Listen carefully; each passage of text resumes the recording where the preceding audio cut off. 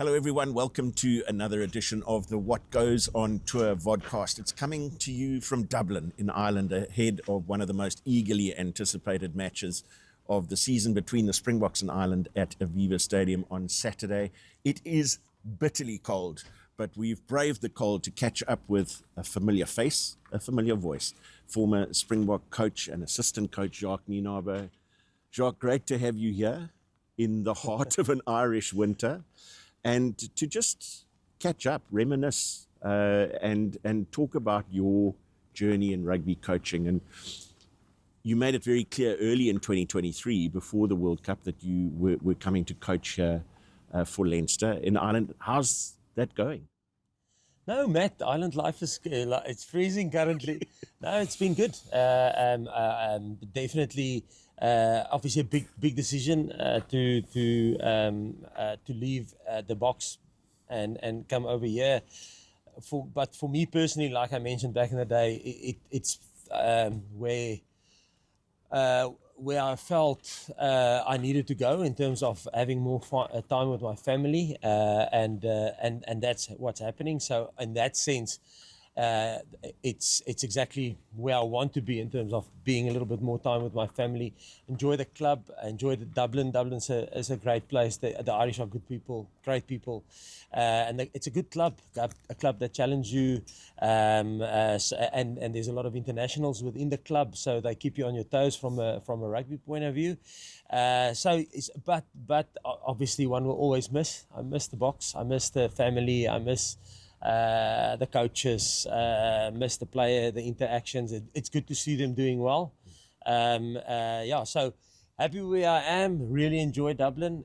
Club's been phenomenal, but still miss South Africa and go back often as much as I can. And tell us about the specifics of your role. You know, when Leinster tour South Africa, we see Leo Cullen in that head coach role. What exactly was your brief and continues to be your brief at Leinster? Yeah, Matt, I think, if titles apart, I think Leo and my relationship is pretty much similar to what my relationship was with Rassie. So, and it's just like titles differ, you know. So, in charge of the rugby program, if I can put it like that. You're never in charge of anything, but I mean that's my primary responsibility. And then obviously coaching the defense, kicking game, similar to what I did with the box. So my role is very much the title that I'm holding is what they would call a senior coach. They call it a senior coach here.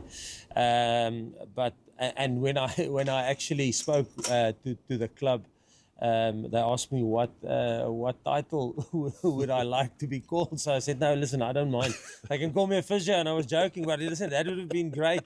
But no, so I'm doing exactly the same as what I did when I was with South Africa. And of course, you had history here in Ireland, having coached with Rassie in Munster before you both returned to South Africa. And I know you both always had admiration at the time for the Irish system and the way they ran professional rugby and the pathway for a player. There's a very specific pathway into professionalism.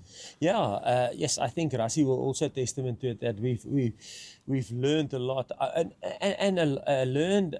When I use the word learn, I'm not saying that we.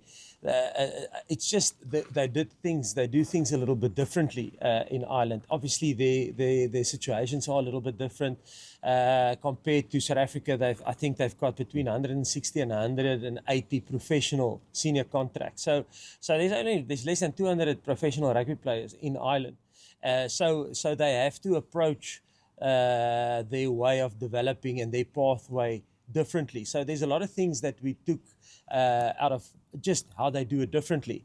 And I think we applied some of it. Some of it is applicable to South Africa, and you can apply it to South Africa, but nothing in rugby is a copy and paste. You can't copy and paste what Ireland do and apply it to South Africa, because it's different, and vice versa. It's impossible for me to copy and paste what I did with the Springboks and apply it to Leinster, the club, because they are different. But yes, very fond memories, and again now you're back in clubland, so I coach more where I think the Boks this year, I think they've got 15 test matches or 14. I think it's 15. We at in Clubland, you go up to 32 games a year. So I literally coach more, which is good. I felt I went into coaching at a later stage when I was a little bit older. So it's good to get a little bit of club experience, and the beauty of the URC and also of Europe is that it's French clubs, it's English clubs, it's Welsh, Scottish, Italian, and then obviously South African, and Irish. So you get a good blend of rugby. On the subject of the URC, there were the obvious skeptics and cynics about South Africa joining the competition. From your perspective, being here, how do you think that the Irish sides have enjoyed having South African teams in the URC, both from a rugby perspective, but also a broader experience perspective, and getting on a 2-week tour to South Africa and using that as an opportunity for growth? Look, I think there's pros and cons and positives to both, positive and negative to it. Negative, let me start with that. It's not actually negative; it's just new. I think the traveling support, going down to South Africa, I think the people love it. And as you can see, whenever Irish teams play there's a lot of Irish support that will travel. So it's a little bit new. I think it's probably new from a South African point of view. Learning the names of the club. So obviously South Africa was very embedded in Currie Cup and Super Rugby, and it was a competition. Super Rugby was a competition that we actually joined from I think 95, 94. There's Super 8 or Super, I don't know even what it was back in the day. But so it's something that we are familiar with. So obviously URC, it's going to be a little bit different, but I think it's brilliant, and the Irish enjoy it. If you think now, what other country from like the Premiership, they won't necessarily experience doing a 2-week tour in South Africa. So it's something that in the Northern Hemisphere, touring is only something that will happen with the national side. So I think it's brilliant for Ireland to get a little bit of a touring culture, 2-3 weeks abroad. So I think that's good for them, and I think it's good for South Africa. I mean, now South Africa is I don't know what the right word is, but they have full partnership now in the URC. So I think it's a little bit easier for them, especially from a travel point of view. So I think the competition is just going to go from strength to strength. Jacques, you spoke about how much you're enjoying coaching more. So let's wind the clock back to the very start of your coaching career. Rassie loves to tell the story about how the two of you really became close when you, as a physiotherapist, were icing his ankle 4 times a day towards the back end of his career. And while that icing was taking place, you were having really interesting conversations about next steps in rugby. What a start to a journey that was. Yeah, no, listen, Matt, that's how myself and Rassie, we met each other in the army briefly, but then the relationship of within rugby started with that. Rassie did his ankle, and back in the day, you iced a person every 4 hours if you want to have good results, and we wanted him back on the pitch as quickly as possible. I was living back in the day, I was with the Cats, and I had a spare room in the suites that I stayed in. So he moved into that room, and during the night when he was asleep, I put my phone, I had a alarm going off every 4 hours, stood up, put a cry cuff on his ankle, iced him, 20 minutes later, take it off, go back to bed, 4 hours later, it will go on. So it's literally that's how it was. So and it's amazing to think where we are now. I mean, in my wildest dreams, back in the day, I would never have thought we would sit here in Ireland and with everything that happened since 2018. When we joined the Boks, I mean, in my wildest dreams, I wouldn't have thought anything like this is possible even. Let's say happened. And how did that evolution happen from physio. I know you then went into strength and conditioning work, and from there took an interest in defence. Yeah. Matt, back in the day, so when we started the Cheetahs obviously didn't have the monetary resources than the Bulls or the big the big franchises back then, like the Bulls and the Stormers or Western Province back in the day. So, but when Rassie took over, he wanted to have a high performance environment that our players don't feel that, listen, they are lacking to the bigger unions. Like back in the day, a guy like John McFarlane was the defense coach at the Bulls, but the Cheetahs, we didn't even know that there's something like defense coaches. So it was and I'm not saying that, but it was a foreign concept for us. So I was lucky that I was at that time, when I started moving into from a S&C point of view into a defense point of view, or a defense coach, I basically had a blank canvas, because our players didn't know what was good or bad in terms of a defense coach. They've never had one, so I was lucky in that perspective. And how do they say it? You got to fake it till you make it. So probably I think that's what I did in the beginning. But yeah, so I was at the right place at the right time, and there was an opportunity within professionalism in the rugby for people to move into those positions. The most defense coaches came out of rugby league, so they were probably 2 or 3 years ahead of rugby regarding professionalism and having a full coaching group or ticket that specializes in attack and defense. Back in the day, it was just a head coach and then assistant coach, and the head coach was probably responsible for the forwards, and the assistant coach was responsible for the backs. And Rassie was very much into the new way of doing things. So I went from physio into S&C, and then from S&C that opportunity came, and I must say, Rassie was the one that kind of, listen, Jacques, would you think of going into a position like this? And I always say, sometimes, and I think that sometimes is, that is probably the superpower of Rassie. Sometimes you see potential in people that they don't necessarily always see in themselves, So, and I was always keen to have a crack at it. So yeah, that's how it actually. I'm glad you mentioned the new way of doing things, because innovation has really been a pretty consistent theme throughout the time that the two of you worked together. And I've heard you talk about innovation, but also tolerance for failure within a high performance environment. It's really important, isn't it? Yeah, Matt. Funny enough, it's something that we started when the Boks won the World Cup in 2019. So we've never been world champions. Like I mean that group, only Frans Steyn have been in 2007. So he was actually the only one that understood what being a champion is like. So for us, what we spoke about is that on the failure and evolution part, I think once we became the champions, the big thing is, if you don't evolve and improve yourself and find new ways or better ways of doing things, the teams that's chasing you, they just literally do a gap analysis on you and look at where your KPIs are and where are they lacking, and then they know where to focus on to kind of catch up with you, and then eventually they will overtake you. So for us, it was important to keep on evolving and changing.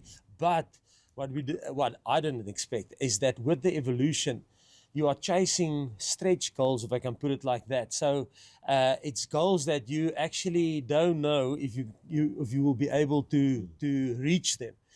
So sometimes you fail. So that's the other mindset of being a champion. You must be comfortable with the uncomfortable, and the uncomfortable part is the fact that you might fail sometimes, but you are chasing goals that has never been there before. It's a new, you're venturing in the unknown. So yeah, that was from a mental side, I would say, a big challenge for us from moving from an underdog mentality going into the 2019 World Cup to going into the 2023 World Cup, with changing our mindset from being a underdog to being accepting and embracing being a champion. You know, and it's fascinating to see the squad now. How much they've embraced it and how much the squad has grown in terms of that. It's not a foreign concept, and without being arrogant, when I say they've really owned the champion, we are the world champion piece. They're owning that, but not in an arrogant way. You know, they're humble and So no, it's fascinating to see them grow from afar. I'm always now a spectator, which is good. You speak about the challenge of coaching international players in a club environment. Geordie Barrett came over to Leinster. We've heard that Rico Ioane is on his way to Leinster. Just tell us a little bit about that and getting some insight from the likes of a Geordie Barrett into a different international environment and what that brought to your club setup and to you as a coach. Yeah, I must say, Matt, obviously that's the beauty. You get this, let's call it, for the lack of a better word, cross-pollination with other countries, you know. So what's the chances of me ever coaching a guy like Geordie or Rico? And hence the opportunity now came with a club. And the way they do things and how they see rugby. So obviously you learn from people like we learned. Like there's no right or wrong way of doing rugby or coaching rugby or philosophy or having a philosophy about rugby. It's just different, you know. So the New Zealanders just have a different philosophy to rugby. So yes, it was fascinating and refreshing, you know. And for Geordie as a person, yes, I mean, when you coach against them, you hate is a strong word, but you dislike them because they're your opponents, you know. But yes, when I got to know the guy, what an unbelievable human being. Him and his partner Alice, I think they're engaged now. But yes, they're phenomenal people. I learned a lot from him. Very challenging, but very respectful. Sharing. He added so much value to the club. I had a lot of growth good growth working with him. Yeah, it was a good experience. And I think he would say and has said how much it helped him grow as a player in a different competition in different environments. And he also left Leinster as a URC champion. I have to ask you, how important was that victory at Croke Park for the club, for the confidence going into another season? I think, Matt, so from a historical point of view, which I wasn't, I was only part of the club. I'm now 2 years at the club. So the club they were always there and thereabout in semi-finals of URC but just didn't get over at the last hump. And even in Europe, I think they played three finals in a row and a semi-final, you know. So they're always there or thereabout, but never in one of the two competitions got over the line. So I think that was important for the club, you know. So they're consistent and they want to fight on two fronts. They don't put the URC or Europe one ahead of the other one. They want to fight on two fronts. That's something that the club is very adamant on. And it's tough. It's tough fighting on two fronts. And I think we spoke about the South African teams in the URC. It's something that the South African squads and teams and coaches will get used to. But it's definitely a different beast, and it changes. It changes the complexity of the teams and the results, because some teams are out of Europe and they can field full strength teams. Some teams are still preparing for Europe, so they kind of have to rotate their squad. So there's always opportunity there and thereabout.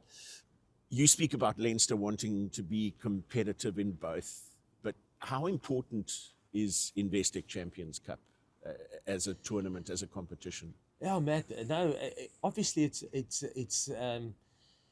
the, I don't know, because the URC is also international, but the Europe is it's got the French teams and the Premiership teams involved. So obviously, I would say with the English, you get all 6 nations of the 6 nations and South Africa participating in Investec Champion Cup. So that's why it's probably, I don't want to use elevated, because there's not a competition that's bigger than the other one. They're both important, and both tough and difficult to win.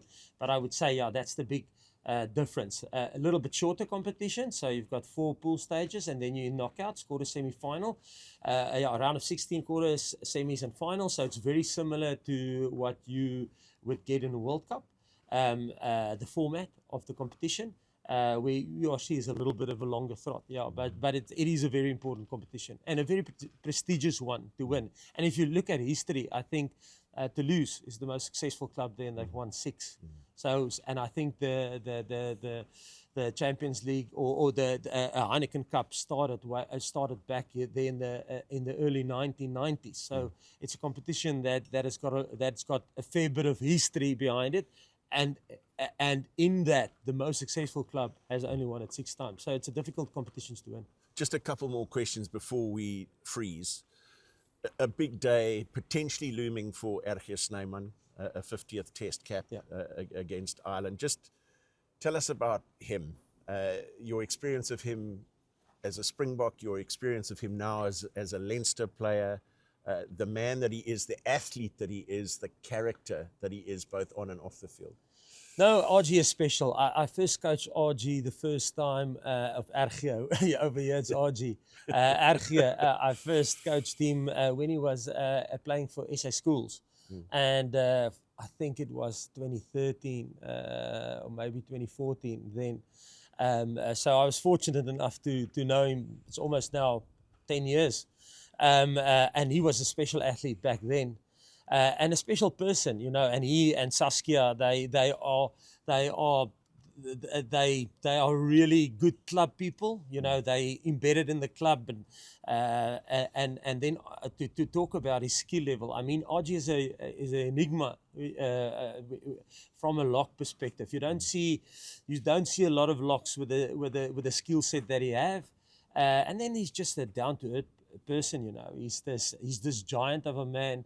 But unbelievably creative, I think he loves photography and he loves the creative side of life. So he's a very interesting individual. And someone that Leinster are quite happy to take from Munster. Yeah, that's a very sensitive point.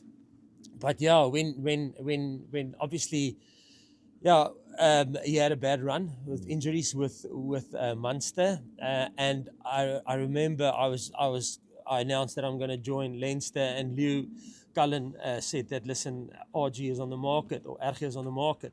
And I said, listen, Lew, just I've coached this, like I said now, I've coached him since he was 18 years old. And this guy's actually very robust.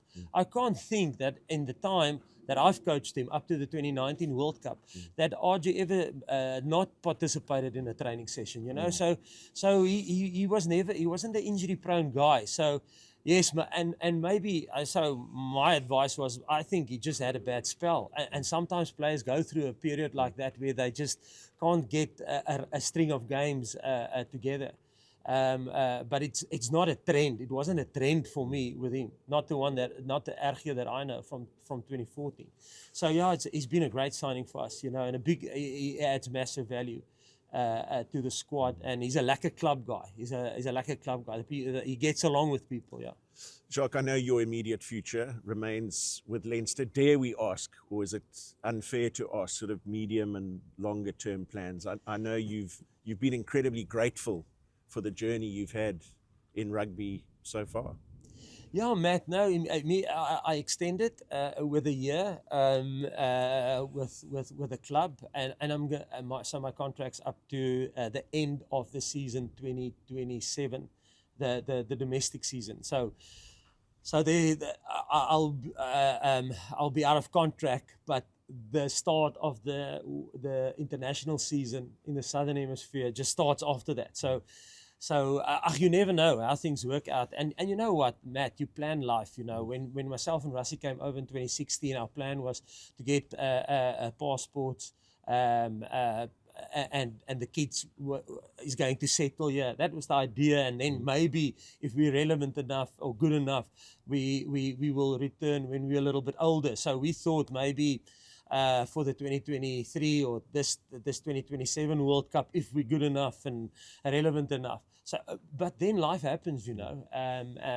Anthony Foley passed away, and you realize that you've got all these plans and all these future plans, but actually all you have is now, the time you have now.